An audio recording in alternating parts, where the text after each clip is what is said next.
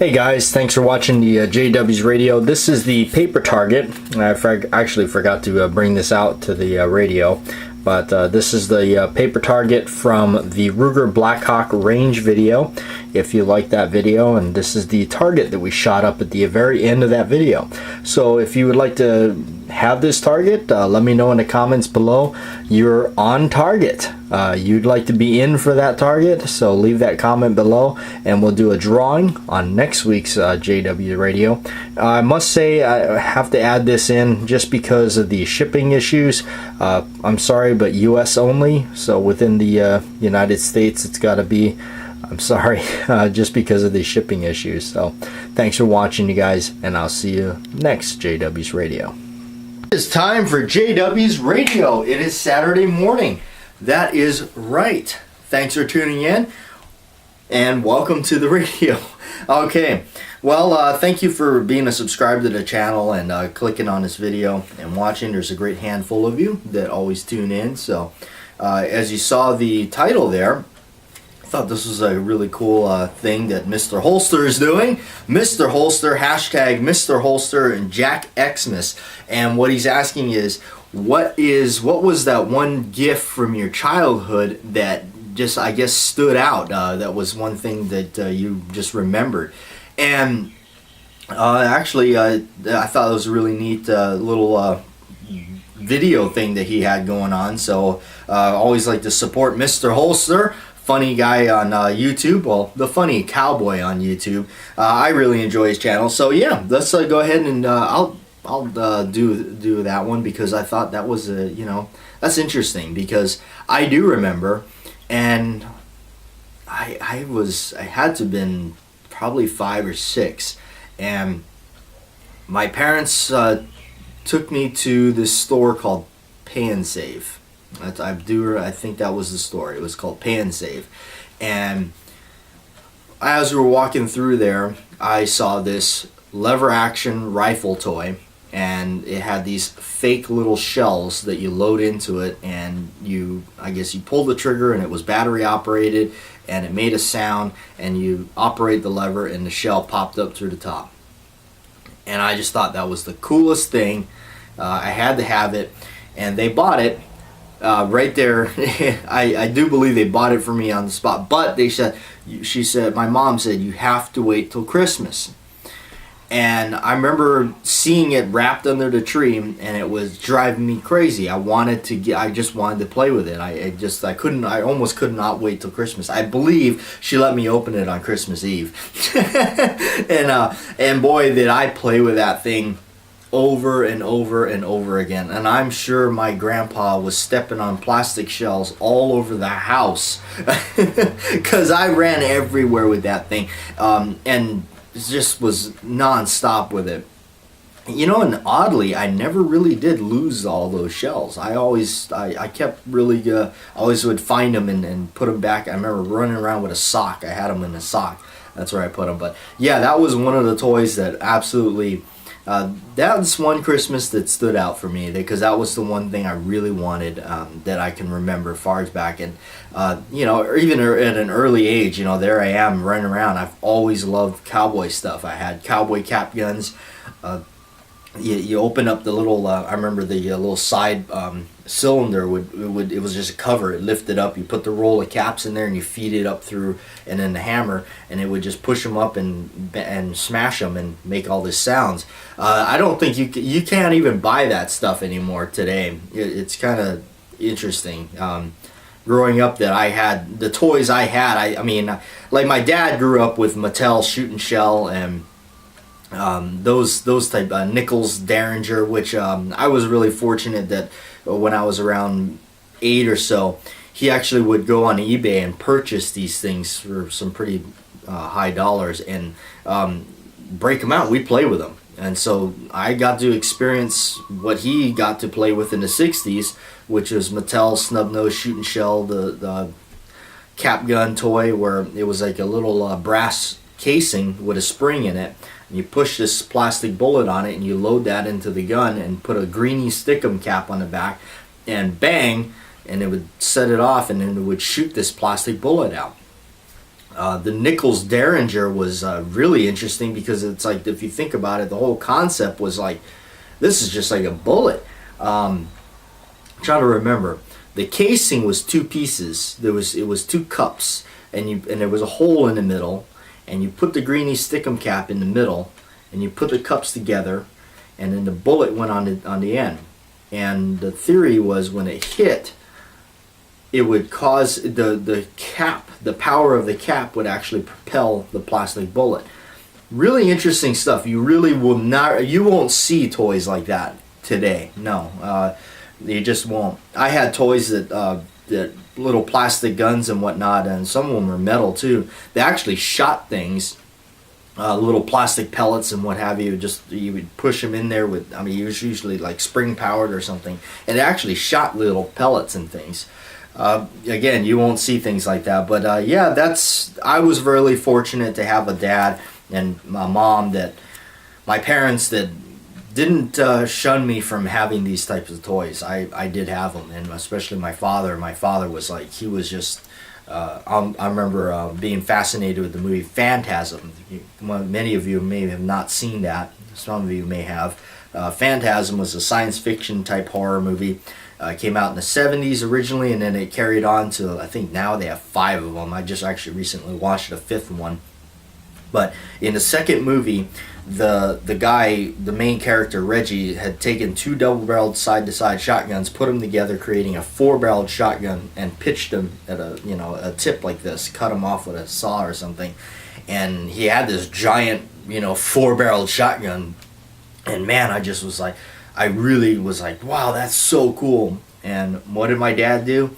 Well, he went out to the shed and got a bunch of PVC pipes and took a handle or grip off of something and made me one. And the back of it, you could actually put, he found spent 12-gauge shotgun shells, and it would fit in the back of these pipes, and that was it. That was, I mean, I played with that thing a lot. So, all right, there's a little holiday and childhood memories for you. Let's get on with the shout outs. We have Lion Quest Fitness, Edward Petty, Glocked 17, JSS Haas, Arizona Ghost Riders. If you like cowboy stuff, Wild West history, please check out the Arizona Ghost Riders channel. Really awesome stuff.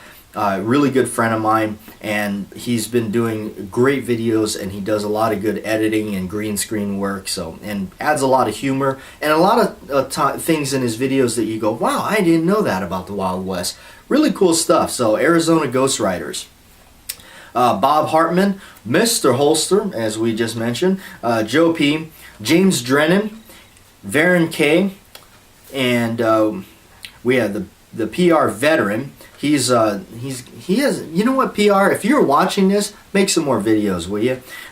The Gunfighter 45 ACP, my brother, the Gun Enthusiast. He's been doing a lot of videos on his puppy. Well, I don't think it's a puppy anymore. Ranger's gotten really big. It's this German Shepherd that he's been raising on camera, in a sense. It's really cool to see him go from a little guy to, he's quite a dog now.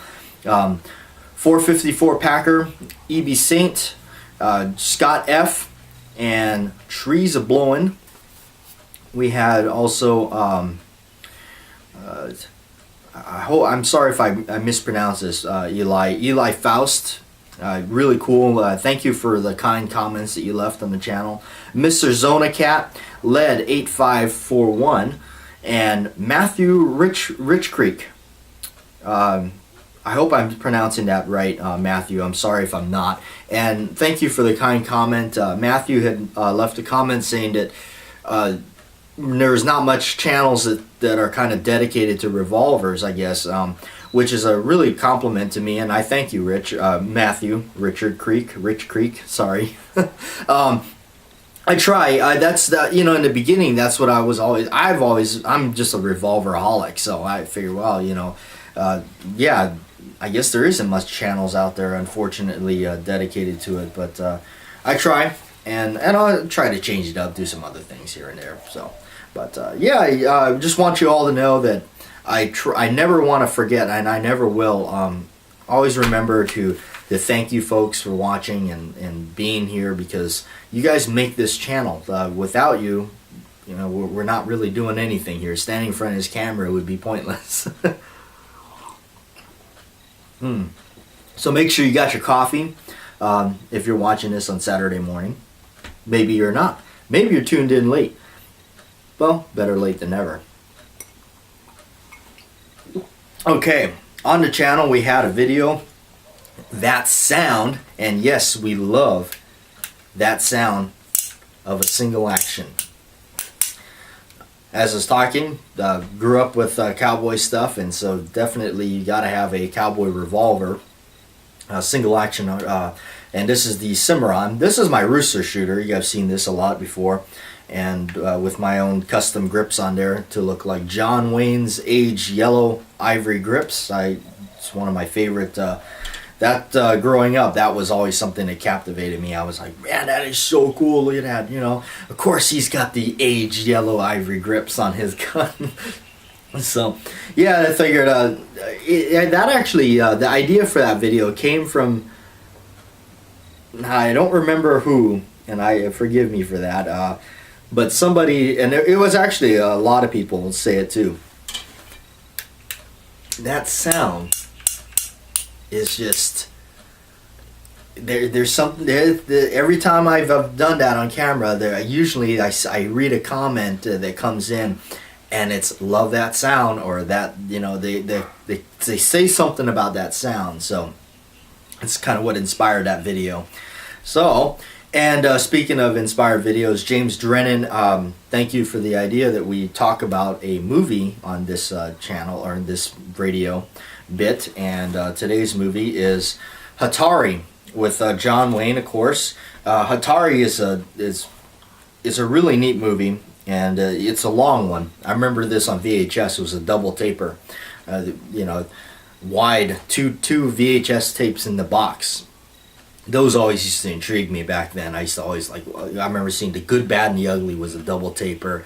The Alamo was a double taper. I mean, there's so many. There's tons and tons. But yeah, Hatari, I remember, is a double taper. It had a gold band on the top of the box. That's just where I came. I was buying movies in the VHS days before there was a DVD. And I remember when DVD came along, I was like, what DVD? What is this?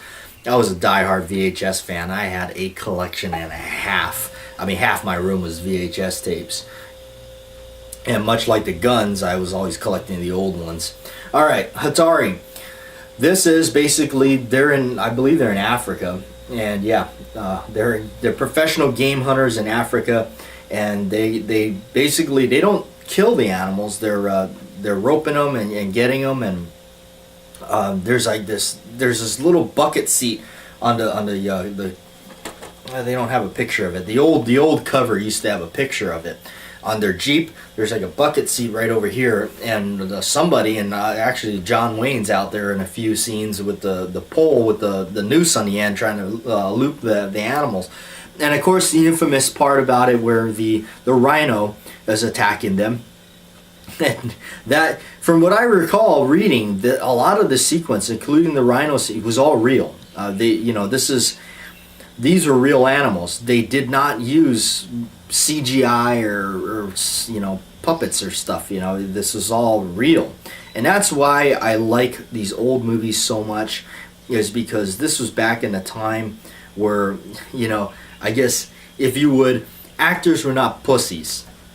They were not prima donnas.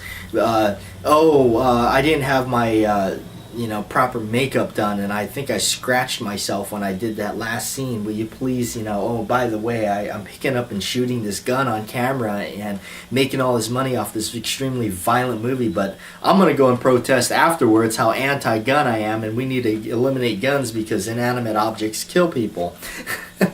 I mean, you know, I can't stand that stuff, so I tend to like not go and see these new movies. It's a really rare occasion that I'll actually go see a new movie. But yeah, people like John Wayne, where they believed in what they did. What you saw on screen is pretty much off screen as well. John Wayne was the man. And many of them like him. So John Wayne, Charlton Heston, just to name a couple, you know. Charles Bronson. Okay. But this is a really neat movie, and I do recall that reading, like I said, John Wayne did a lot of this stuff. He was really out there, and he was roping these animals, and I heard that they had to redub the sound because they had to overcome John Wayne's yelling and cursing while this was taking place. So, anyway, Hatari, really cool movie. If you haven't seen this movie, definitely check it out. Really, it's one of my favorites. Hatari. And look at that. That came from the bookstore here in town. $8.50. But I remember when VHS was going, man. Some of those VHS tapes, I paid like $20, $30 for them. Okay. The gun that we have here is this. The mystery item is not so much of the item itself, but the story behind it. And that is my very first Model 29 with the 6-inch barrel, the Dirty Harry Classic. This here, I bought this on Gunbroker, and when I started to buy guns and get into guns, I still thank him to this day. I have a really good friend, and he has an FFL license, and he was a gun dealer in town. He's one of the really, he goes back quite a ways in town. He still does it, just not on a larger level that he used to. But I was really fortunate to get him, to have him as a friend, and I've known him for years. So he was my go-to guy. I went to him every time I bought a gun, and he would search them out. And so I found this on Gunbroker, and I didn't have a Gunbroker account at the time because I couldn't figure out how to get on there. So he had actually go in there and order it or something for me under his account. Now this particular one, it came from a pawn shop in Arkansas, and I believe it was called Monty's Pawn and Gun. Maybe some of you know that place if you live in Arkansas, or maybe you stop by. Really nice people, absolutely really good people to deal with. And this one I had to send a money order for it, and to be honest with you, I think it was like $475 or something like that. It was really cheap considering it was a 29.